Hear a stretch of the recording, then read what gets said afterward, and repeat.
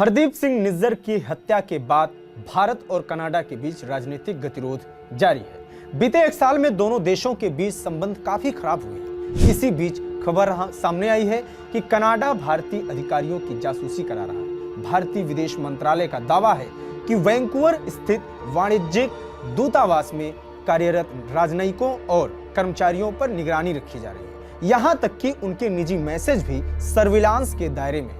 Canada में कार्यरत भारतीय अधिकारियों ने खुद विदेश मंत्रालय तक ये जानकारी पहुंचाई है। दरअसल विदेश राज्य मंत्री कीर्तिवर्धन सिंह से राज्यसभा में एक सवाल पूछा गया था। सवाल ये कि क्या कनाडाई सरकार भारतीय राजनयिकों पर साइबर सर्विलांस या अन्य किसी तरह की निगरानी तो नहीं कर रहा है।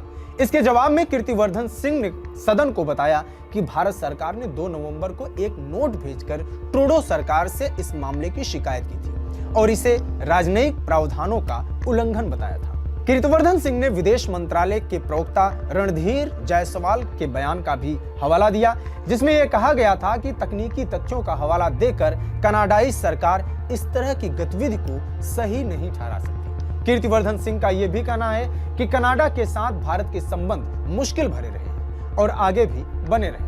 इसकी वजह भारत के खिलाफ ट्रूडो सरकार का चरमपंथी और अलगाववादी ताकतों को बढ़ावा देना है। मंत्री ने कहा, ये लोग भारत विरोधी एजेंडे की वकालत करते हैं, हिंसक गतिविधियों को अंजाम देने के लिए कनाडा के नियमों का फायदा उठाते हैं, जो भारत की संप्रभुता और अखंडता के लिए खतरनाक है। भारतीय राजनयिकों की सुरक्षा को लेकर उठाए गए कदम पर विदेश राज्य मंत्री ने कहा कि हम कनाडा के साथ लगातार संपर्क में हैं। हमने उन्हें भारतीय राजनयिकों और राजनयिक संपत्तियों को सुरक्षा मुहैया कराने को कहा है। हालांकि कनाडाई अधिकारी ऐसा करते आए हैं, लेकिन हाल ही में उन्होंने ऐसा करने से इनकार कर दिया है। कनाडाई सरकार का कहना है कि वो अलगाववादी और चरमपंथी तत्वों की हिंसक कार्रवाइयों से कॉन्सुलर कैंपों की रक्षा कर पाने में सक्षम नहीं है। कनाडा ने भारतीय साइबर प्रोग्राम से खतरा जताया है। मंत्री कीर्तिवर्धन सिंह ने बताया, कनाडाई सरकार हर 2 साल में national cyber threat assessment report जारी करती है।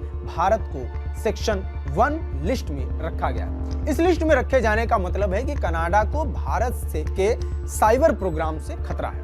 कनाडा ने 30 अक्टूबर को इसकी लिस्ट जारी की थी। इसमें भारत को चीन, रूस, ईरान, उत्तर कोरिया के बाद 5वें नंबर पर रखा गया था। आइए अब समझते हैं भारत और कनाडा के बीच राजनयिक संबंध क्यों खराब हुए। 18 जून 2023 को ब्रिटिश कोलंबिया प्रांत के सरे शहर में खालिस्तानी आतंकी हरदीप सिंह निज्जर की हत्या कर दी गई थी। गुरुद्वारे की पार्किंग में हमलावरों ने निज्जर पर ताबड़तोड़ गोलियां बरसाई थी, जिसमें निज्जर मारा गया। जून 2023 में कनाडाई पीएम जस्टिन ट्रूडो ने संसद में एक बयान दिया, जिसमें यह कहा गया कि निज्जर की हत्या के लिए भारतीय एजेंट्स जिम्मेदार हैं। भारत ने कनाडा के आरोपों को बेतुका और राजनीति से प्रेरित बताया था। इसके बावजूद कनाडा बार बार ये मुद्दा उठाता रहा है, लेकिन उसने कभी भी निज्जर की हत्या से जुड़े सबूत पेश नहीं किए। 18 सितंबर 2023 को कनाडा ने भारत के एक सीनियर डिप्लोमेट को देश छोड़ने को कहा, जिसके जवाब में भारत ने भी 19 सितंबर को कनाडा के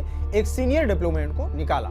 21 सितंबर को भारत ने कनाडा के लोगों के लिए वीजा सर्विस सस्पेंड कर दी। 13 अक्टूबर 2024 को कनाडा ने भारत को एक चिट्ठी भेजी, जिसमें हाई कमिश्नर संजय वर्मा और अन्य डिप्लोमेट को संदिग्ध बताया। 14 अक्टूबर 2024 को भारत ने हाई कमिश्नर और अन्य डिप्लोमेट्स को वापस बुलाने का फैसला किया। हालांकि इस बीच नई दिल्ली में G20 समिट हुआ। इसमें कनाडाई पीएम ट्रूडो भी शामिल हुए, लेकिन भारत ने निज्जर मामले में बात करने से पहले ही मना कर दिया। इसके बाद भी कई अंतर्राष्ट्रीय मंचों पर दोनों देशों का शीर्ष नेतृत्व आमने सामने हुआ।